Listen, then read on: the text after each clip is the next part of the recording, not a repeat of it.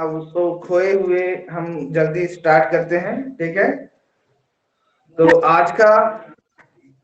आज का हमारा जो टॉपिक है वो न्यू टॉपिक शुरू होने जा रहा है और ये आपके लिए बहुत ही इंपॉर्टेंट है, तो इसके बारे में हम देख लेते हैं। तो ये आपका है यूनिट नंबर 5। ठीक है, यूनिट नंबर 5 हम शुरू करने जा रहे हैं। ठीक है, क्या है ना, एक ही चीज को बार बार पढ़ने से थोड़ा सा बोरिंग लग जाता है ना, तो उसको कंटिन्यू करने का कोई भरोसा वो नहीं है, तो थोड़ा सा नया टॉपिक पढ़ा जाए। ठीक है, तो यूनिट नंबर 5 जो है वो आपके मेडिकल साइंस के लिए बहुत ही ज्यादा इंपॉर्टेंट है, क्योंकि मेडिकल साइंस में वही चीज पढ़ोगे आप, है ना, और जिसे कहा जाता है ह्यूमन फिजियोलॉजी।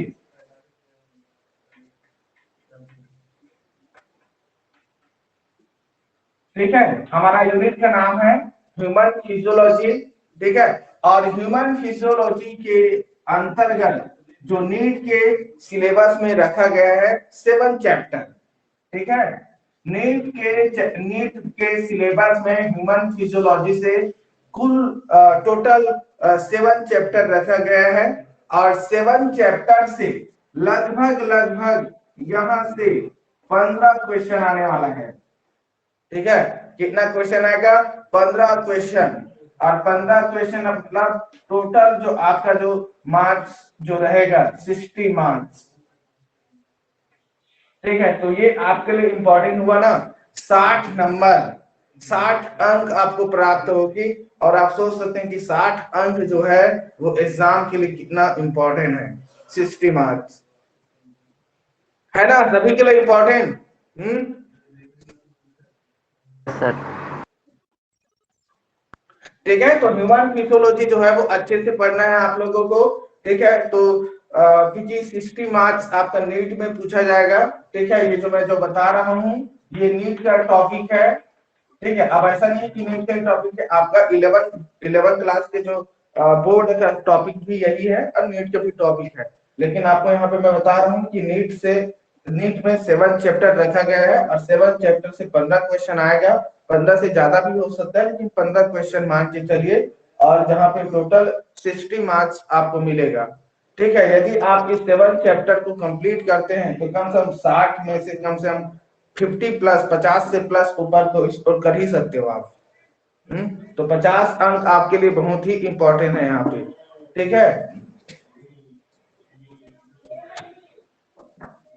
Yes sir. ठीक है, ठीक है, चले फिर आगे ना। तो आपका 2 दिन जो क्लास है, आज का क्लास और कल का क्लास जो है वो पूरा ह्यूमन फिजियोलॉजी पे पूरा बेसिक रहेगा। आपको पूरा बेसिक जानना है। जैसे हमने एनिमल किंगडम शुरू किया था, एनिमल किंगडम जब शुरू किया था तो हमने पहले ये जानने की कोशिश किया कि एनिमल किंगडम में आपको पहचानना कैसे है, आपको जानना कैसे है। जब आप पहचानोगे तो आपको कौन सा पहले याद आ जाएगा कि ये तीनों फेरा है, या ये पूरी फेरा है, तो पूरी फेरा में क्या होता है, एनालिडा कैसे होता है, ये सब आपके दिमाग में होना चाहिए। आपको नीट क्वालिफाई करना है तो नीट क्वालिफाई करना है तो पूरा इमेज जो है वो आपके दिमाग में होना चाहिए कि हम तीनों फेरा बोल रहे हैं तो ये है। प्लेटी हेलमेंथिस बोल रहे हैं तो सीधा सा जानना चाहिए कि ये फ्लेनेरिया है। आपको एनालिडा बोल रहे हैं, आर्थोपोडा बोल रहे हैं तो सीधा कॉकरोच में चला जाना चाहिए, है ना। तो हर चीज ये पूरा आपका ब्रेन में याद होना चाहिए कि हम तीनों फेरा बोल रहे हैं तो तीनों फेरा में ये है। ठीक है, प्लेटी हेलमेंथिस में ये है। हेमिकार्डेटा की बात कर रहे हैं तो सीधा जाना चाहिए कि ये हेमिकार्डेटा है। ठीक है, तो आपको ये जब पूरा आपके दिमाग में है, छपा रहेगा, तब आपसे नीट क्वालिफाई होगा। ये सिर्फ नीट क्वालिफाई की बात नहीं है, हर किसी भी एग्जाम की तैयारी करते हैं, किसी भी एग्जाम आप देने वाले हैं तो पूरा जो है वो आपके दिमाग में इमेज छपना चाहिए।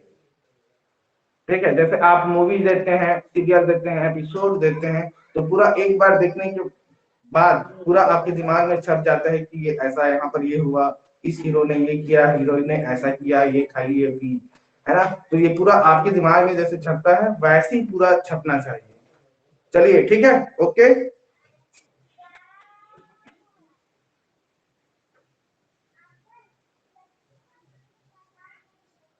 चलिए, तो आज का सबसे पहला बेसिक जिसके बारे में हम बात करने वाले हैं वो है डाइजेस्टिव सिस्टम के बारे में।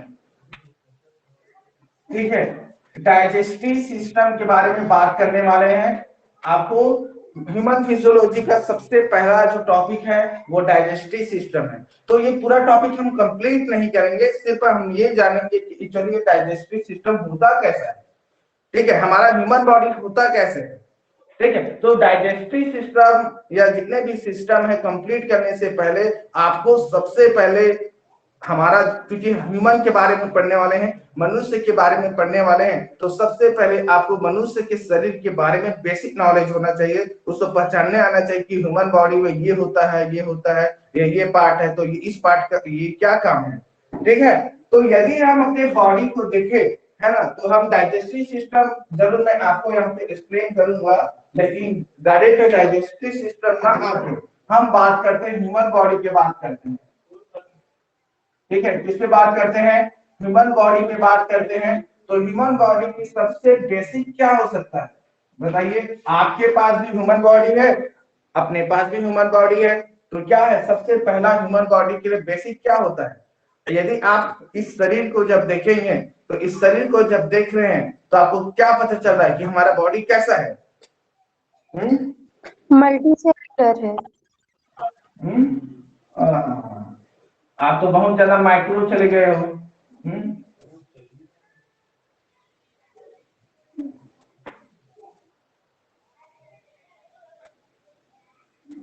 आपने कभी सोचे हैं कि हमारा जो बॉडी जो है वो ड्रम जैसे है? हमारा जो बॉडी जो है वो ड्रम जैसे, कभी सोचे हो? सोचो सोचो सोचो, सोचे हो कभी?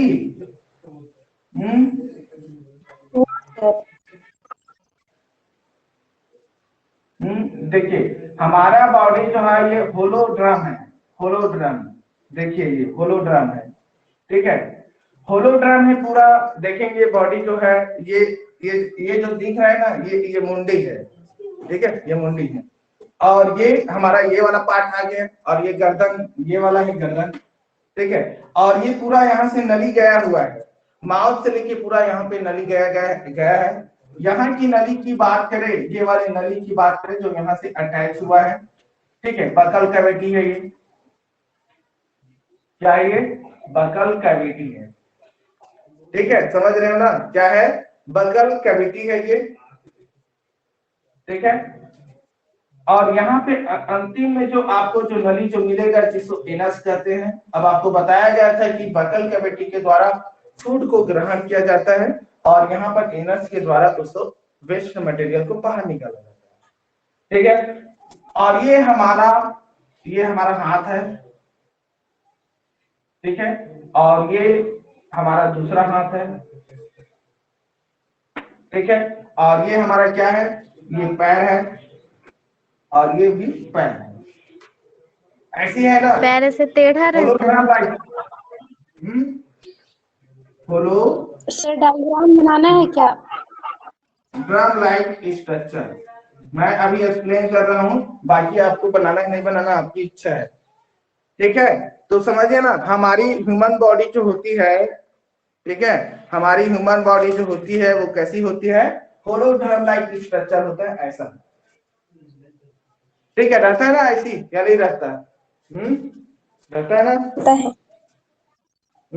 अब चलिए, अब इस डायग्राम को आप लोग बना लिए, मिटा दूं? मिटा दिए ना? मिटा दे? Yes sir. चलिए अब देखिए, अब यहाँ पर हम एक मनुष्य का ह्यूमन बॉडी, थोड़ा रियल टाइप की ह्यूमन बॉडी बनाते हैं, ठीक है, रियल वाला ह्यूमन बॉडी बनाते हैं, ठीक है, तो थोड़ा बना लिया जाए।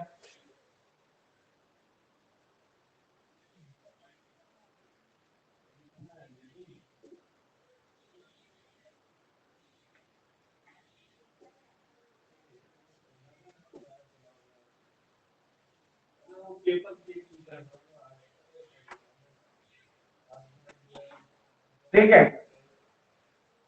ठीक है, यहाँ से, ठीक है। अब देखिए आपको ये वाला चीज आपको पहचानना है, ठीक है, यहाँ पे इंपॉर्टेंट चीज है जिसके बारे में बताने वाला हूँ, ठीक है, ये ऐसा है, ये ठीक है।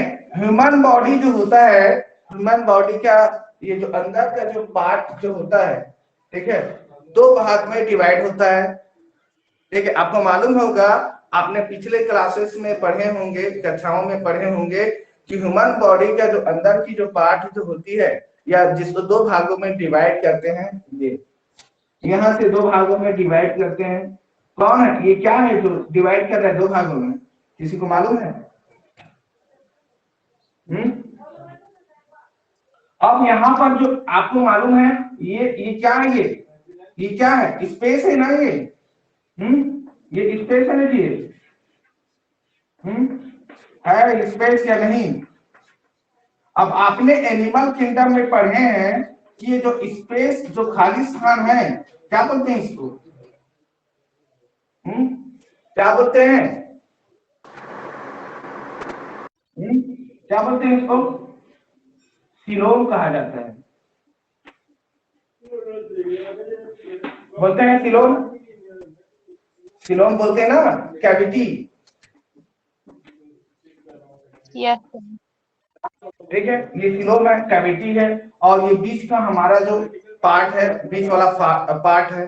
ठीक है, अब इस बीच वाले पार्ट को यहां से जो डिवाइड किया है, ठीक है, इसे कहा जाता है डायफ्राम। याद आया कुछ?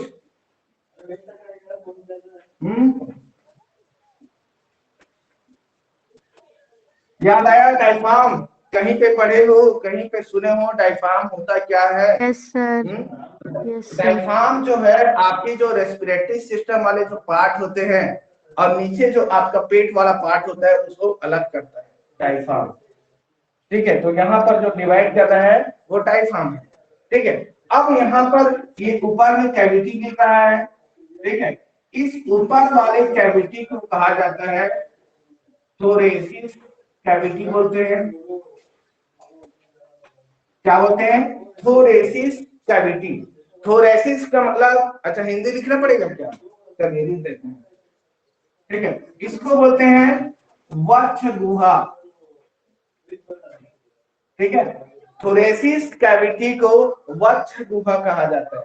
ये हमारे जो सीना वाला, जो चेस्ट वाला, ब्रेस्ट वाला जो पार्ट होते हैं, ऊपर वाला पार्ट होते हैं, और इसी कैविटी में ही जो हमारा जो फेफड़ा जो होते हैं, रेस्पिरेटरी सिस्टम जो होते हैं, इसी थोरेसिस कैविटी में वहां पे स्टेज रहता है। ठीक है, ठीक है। अब देखिए, अब ये जो थोरेसिस कैविटी में, ठीक है, ये यहाँ पर पाए जाते हैं फेफड़ा, पाए जाते हैं ना जी। ये हो गया लंग्स, लंग्स मतलब फेफड़ा। ठीक है, ये फेफड़ा है। ठीक है, तो आपको याद रखना है, आपसे एग्जाम में पूछा जा सकता है कि थोरेसिस कैविटी में इनमें से कौन सा सिस्टम पाया जाता है। तो कौन सा सिस्टम पाया जाता है? ये लंग्स। लंग्स किसके अंतर्गत आता है? आपके रेस्पिरेटरी सर आपका आवाज नहीं। रेस्पिरेटरी, ठीक है, श्वसन तंत्र के अंतर्गत आता है ना। तो ये आपका इंपॉर्टेंट पॉइंट है, इसको याद रखना है। ठीक है, अब डायफ्राम के नीचे में, इस डायफ्राम के नीचे, हाँ हेलो, हाँ जी बोलिए।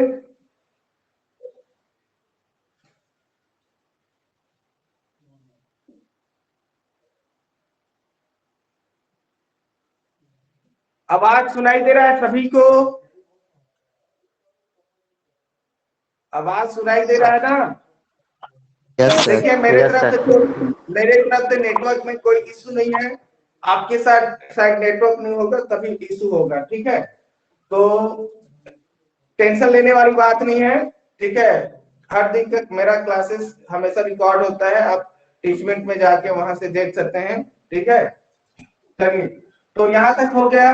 अब इस डायफ्राम के नीचे में एक कैविटी पाया जाता है। देखिए, ये डायफ्राम के नीचे ये पूरा, ये क्या है? कैविटी है ये। ठीक है, इस कैविटी को कहा जाता है एब्डोमिनल कैविटी।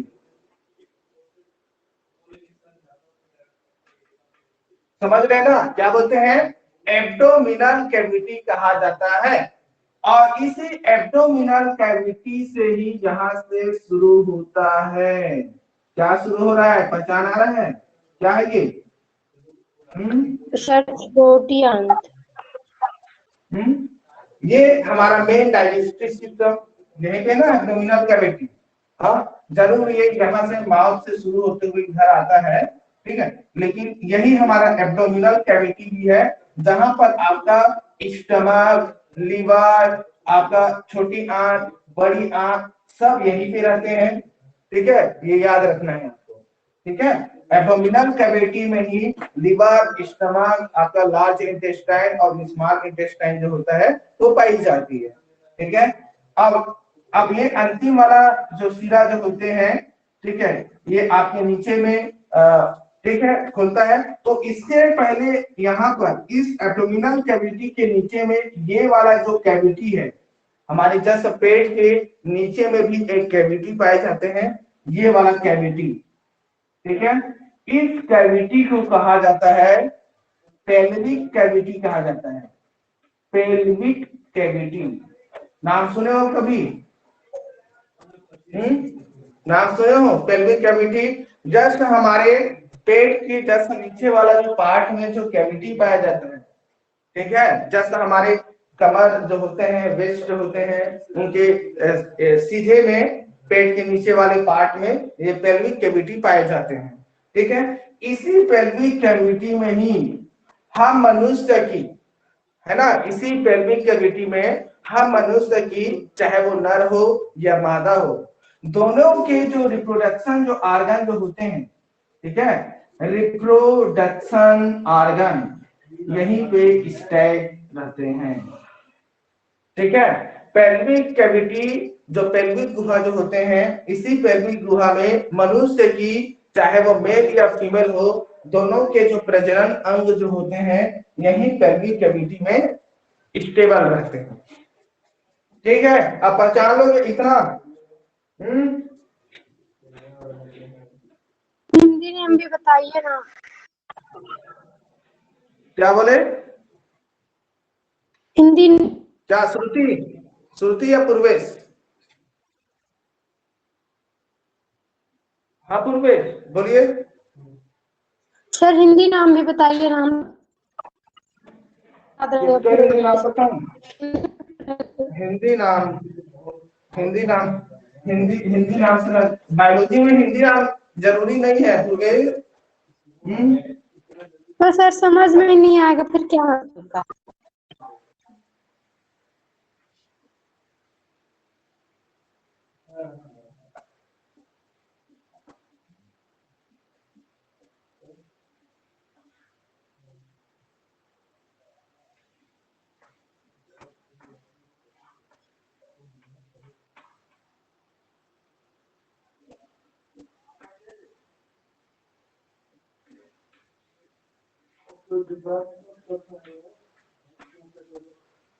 ठीक है ना, क्लियर है? पूरा हिंदी नाम भी लिख दिया हूं यहाँ पर, किसी का मैसेज आया है, पूर्वेश हिंदी नेम भी बताइए ना, ठीक है। तो ये आपका हिंदी में नाम हो गया, ठीक है। देखिए 2 दिन की जो क्लासेस जो चल रही है, आज और कल की क्लासेस जो ये बहुत ही इंपॉर्टेंट है ना, आपको जरूर लगेगा कि कोई खास नहीं है, लेकिन ये 2 दिन की क्लासेस जो है वो बहुत खास है, बहुत ही इंपॉर्टेंट है, जिससे क्योंकि आपको सबसे पहले आपको पहचानना जानना आना चाहिए, ठीक है। और यदि आपने पहचानना और जानना सीख लिए ना, तो आगे आपको क्या करना है वो सब समझ में आ जाता है, ठीक है, ठीक है ना। तो ह्यूमन बॉडी को यही पहचानना है, ये आपकी ह्यूमन बॉडी में पहचानना है कि ह्यूमन बॉडी के शरीर जो होता है ये होलोड्रम लाइक स्ट्रक्चर टाइप के होता है, अंदर से खोखली होती है, खोखली है मतलब स्पेस पाए जाते हैं, खाली स्थान, उसको क्या बोलते हैं, बॉडी कैविटी या सीलम कहा जाते हैं, ठीक है। और इसके अंदर में जो हमारे मेन पार्ट जो होते हैं बॉडी का, वो 2 भागों में डिवाइड करते हैं, डायफ्राम।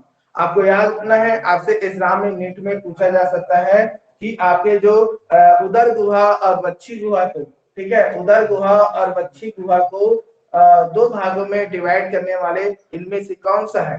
तो आपको याद रखना है डायफ्राम, ठीक है। डायफ्राम जैसे आप अपने पेट को एब्जॉर्ब करेंगे तो आपका पेट जो होता है एकदम खोखला होता है, ठीक है, एकदम आप पेट को ऐसे दबा भी सकते हो और एकदम खोखला टाइप के दिखेगा। और खोखला टाइप का जब दिखेगा तो पेट के जब से ऊपर वाला जो पार्ट होता है थोड़ा सा फैला हुआ और उभरा रहता है, तो अंदर वाले जो पार्ट जो हमको दिखाई नहीं देता है एक्चुअली वो ये वाले पार्ट होते हैं ऊपर का, ठीक है। लेकिन ये वाला पार्ट होता है और हमारे ये वाले पार्ट का ये वाला जो पार्ट होते हैं वो क्या होता है, रिब्स पसलियों से कवर होता है।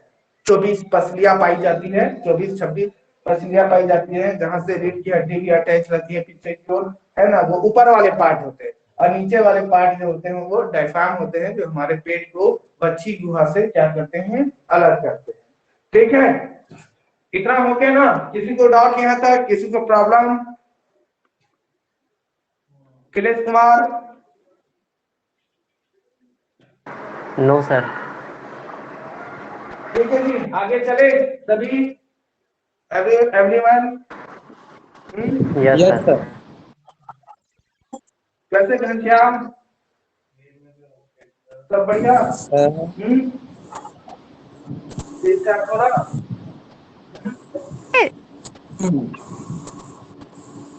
चलिए अब यहाँ सर पर आपसे रुकिए। अरे क्या हुआ? सर मैं नाम नहीं लिखी थी। तो लिखना चाहिए आपको, यदि रजिस्ट्री कार्ड लिए अगर थोड़ा रजिस्ट्री कार्ड ले ही क्या कर रहे हो?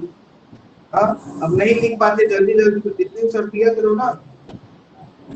क्या हुआ, फिर लिखना पड़ेगा? नहीं सर, आगे पढ़ाइए। मिटा दो पूरा तो फिर। Yes sir.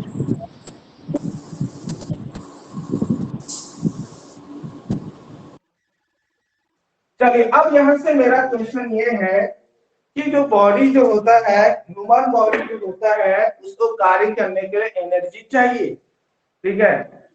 जो बॉडी जो है या हमारे बॉडी के जो सेल जो है, अब यहाँ पर हम जो आने वाले हैं सीधा डाइजेस्टिव सिस्टम के बारे में बात करने वाले हैं, ठीक है, डाइजेस्टिव सिस्टम। तो बॉडी जो है, ये जो बॉडी जो है, ठीक है, ये जो एनर्जी जो है ये कहाँ से आती है? या आपसे पूछा जाए कि जो आपका जो पाचन तंत्र जो है, डाइजेस्टिव सिस्टम पहला चैप्टर है आपकी, ठीक है, जो आपको मैंने ह्यूमन फिजियोलॉजी में 7 चैप्टर की बात किया है, उस 7 चैप्टर में डाइजेस्टिव सिस्टम जो है वो सबसे पहली चैप्टर का नाम है, ठीक है। तो डाइजेस्टिव सिस्टम जो है, ठीक है, डाइजेस्टिव सिस्टम जो है क्या है, क्या मेन उद्देश्य क्या है? आपकी बॉडी में विभिन्न प्रकार के सिस्टम बनाया गया है, तो पाचन तंत्र जो है क्या मेन उद्देश्य है? पाचन तंत्र को क्या है मेन उद्देश्य उनका बनाने के? क्या क्या क्या है, क्यों बनाया है प्रकृति ने, नेचर ने आपकी ह्यूमन बॉडी में एक पाचन तंत्र दिया है जो पूर्ण रूप से विकसित पाचन तंत्र है, जो आपको प्रदान किया गया ह्यूमन में, है ना। क्यों बनाया है इसको? एनर्जी, ये एनर्जी कहाँ से आता है, इस बॉडी को कहाँ से मिलता है? से मिलता है एनर्जी। बताइए कहाँ से मिलता है? सर एनर्जी फूड से मिलता है।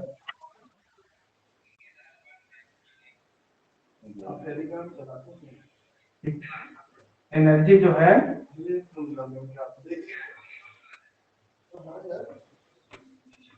वो फूड से मिलता है? ये मेन, ये जो है ये मेन हमारा डाइजेस्टिव सिस्टम है। जरूर शुरुआत जो है वो बकल कैविटी माउथ से शुरू होती है, क्योंकि माउथ में आपके जो फूड जो होता है उसको डाला जाता है, तो जरूर वो है, लेकिन मेन जो है डाइजेस्टिव सिस्टम ये ऐसा रहता है, ठीक है। तो डाइजेस्टिव सिस्टम जहां यहाँ से शुरू होता है और यहाँ पे ये खत्म हो जाते हैं, ठीक है। ये जो एनस जो है, इस एनस जो लार्ज इंटेस्टाइन का अंतिम वाला पार्ट जिसे रेक्टम कहा जाता है ना, ये रेक्टम वाला पार्ट जो है, और रेक्टम के जस्ट अंतिम वाला पार्ट एनस होते हैं, ठीक है। और यहाँ से आपका शुरू होता है जिसे क्या बोलते हैं, ग्रसनी कहा जाता है, और ग्रसनी के नीचे में पाया जाता है ग्रास नली, ठीक है। और ग्रास नली के नीचे में फिर आपका ये वाला जो पार्ट शुरू होता है इसको क्या बोलते हैं, स्टमक कहा जाता है, ठीक है। और फिर यहाँ पर आपका स्मॉल इंटेस्टाइन और ये वाला जो है वो लार्ज इंटेस्टाइन होता है, ठीक है, ये अभी सिर्फ बेसिक है। ठीक है, जब इसके बारे में पूरा डिटेल्स शुरू करेंगे 1 सितंबर से, है ना, तो ये ज्यादा क्लियर अलग से होगा। ठीक है, तो अब मेरा क्वेश्चन का आंसर दीजिए कि बॉडी को कार्य करने के लिए एनर्जी की जरूरत पड़ती है, तो ये एनर्जी कहाँ से आती है? एनर्जी एनर्जी जो होता है वो भोजन ग्रहण करने से आता है, ऐसा आप बोल रहे हैं? यस तो सर। सार्थक के पास कॉल कर देखो सर, 1 मिनट ना, कॉल आ रहा है, 1 सेकंड ना, रुकना थोड़ा। तो सार्थक का कॉल आ रहा है, तो थोड़ा रुकिए ना, एक्चुअली मैं यहाँ से रिसीव कर लूंगा तो फिर वीडियो रिकॉर्ड नहीं हो पाएगा। हाँ सर,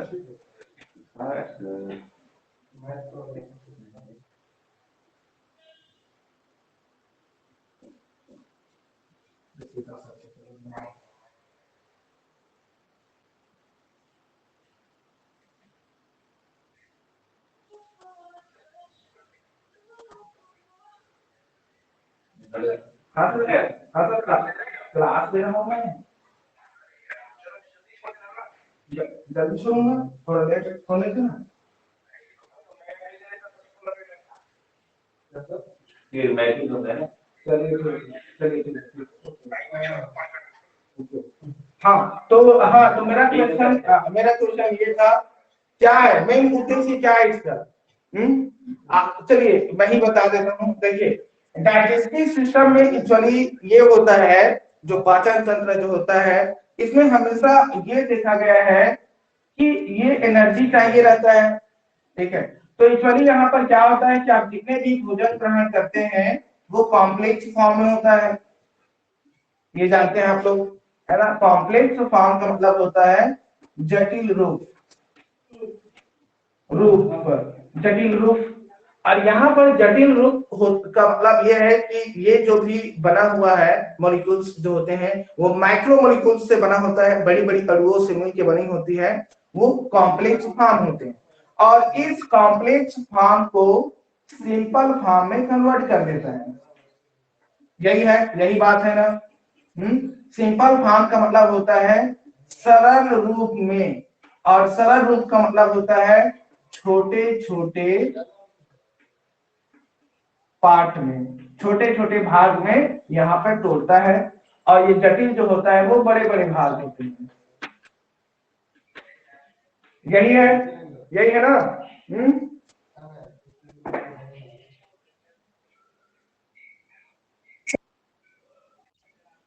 यही होता है डाइजेस्टिव सिस्टम में, यही होता है या नहीं? Hello Neelima Singh. Yes sir. यही होता है। लेकिन अभी भी हमारा उद्देश्य जो है वो नहीं मिला। क्या उद्देश्य नहीं मिला है? क्या उद्देश्य नहीं मिला है? हमारा उद्देश्य ये नहीं मिला है कि आखिर में हमारे बॉडी को एनर्जी की जरूरत क्यों पड़ रही है। अब हमने तो खाना खाया, आपने चावल रोटी सब्जी जो है वो खा लिया, तो ये चावल रोटी ये है कॉम्प्लेक्स फॉर्म। ठीक है, अब चावल रोटी जब खाते हैं, सब्जी जो भी खाते हैं, तो उनका पाचन की क्रिया होगा, और पाचन की क्रिया के उपरांत ये इसमें टूट जाता है, सरल फॉर्म में टूट जाता है ना। तो इस सरल फॉर्म एक्चुअली आखिर में है क्या? ये है क्या सरल फॉर्म? ग्लूकोज बोलते हैं इसी को, हम ग्लूकोज बोलते हैं ना।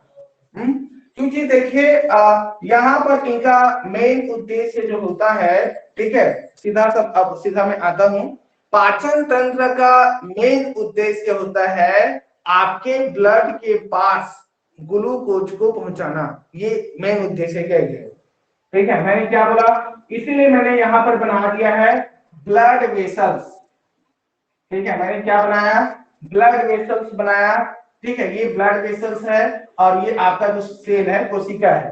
ठीक है, तो आप जब खाना खाते हैं, ठीक है, ये आपने खाना खाया, खाना खाने के बाद पाचन की क्रिया हुआ, और पाचन की क्रिया के बाद ये सरल फॉर्म में टूट गया, सरल फॉर्म में मतलब ग्लूकोज, और ये क्या है? ये स्टार्च है।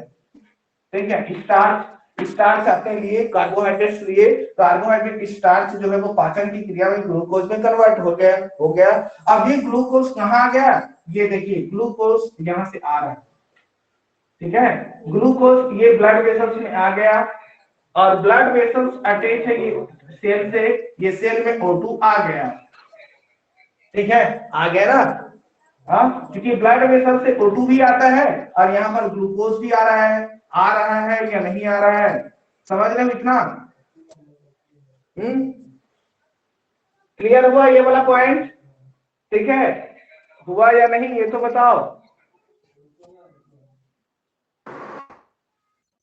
ये ना। Yes sir.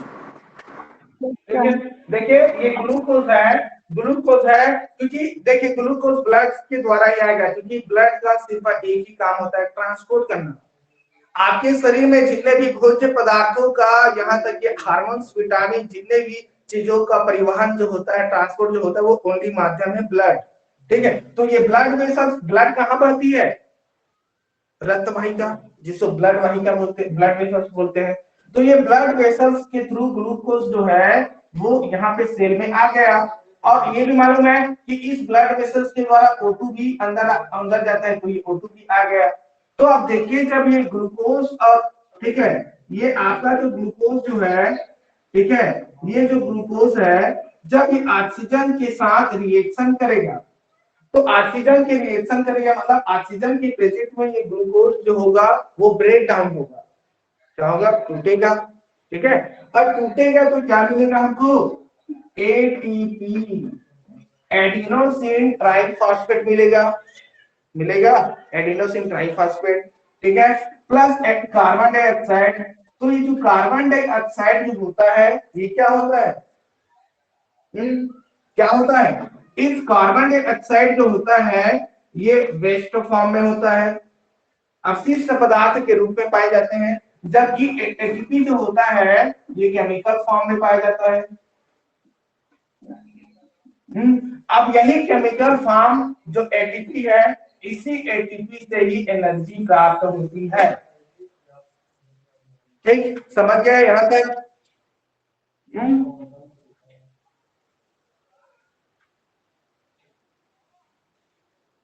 सभी क्लियर यहां तक या नहीं? यहाँ पे किसी को भी डाउट है तो आप पूछ लीजिए। यहाँ पे ये पूरा बेसिक है आपका डाइजेस्टिव सिस्टम का। मेन उद्देश्य यही है कि जो कॉम्प्लेक्स है उसको सरल में तोड़ना, और तोड़ने के बाद उसको क्या करना, ग्लूकोज पहुंचाना, ठीक है। ये ग्लूकोज कहाँ पहुंचा है, कहाँ पे पहुंचा है ग्लूकोज, किसको दे रहा है ग्लूकोज जी, पाचन तंत्र जो है इस ग्लूकोज को किसको दे रहा है। अब यहाँ पर मैं आपसे क्वेश्चन पूछ रहा हूँ, बताइए, आप लोग प्रश्न नहीं कर रहे हैं, प्रश्न मेरा है कि ये ग्लूकोज जो है ये ग्लूकोज किसको दिया, पाचन तंत्र ने,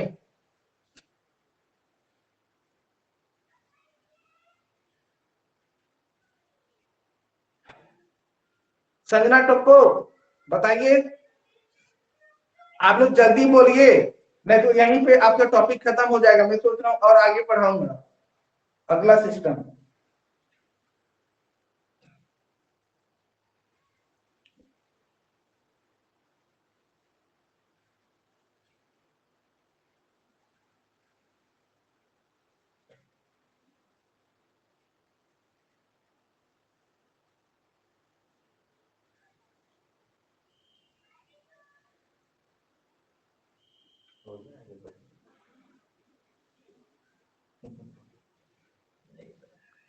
कुछ नहीं बोलना है आप लोगों को, हाँ, ये सब भाग गए आप लोग।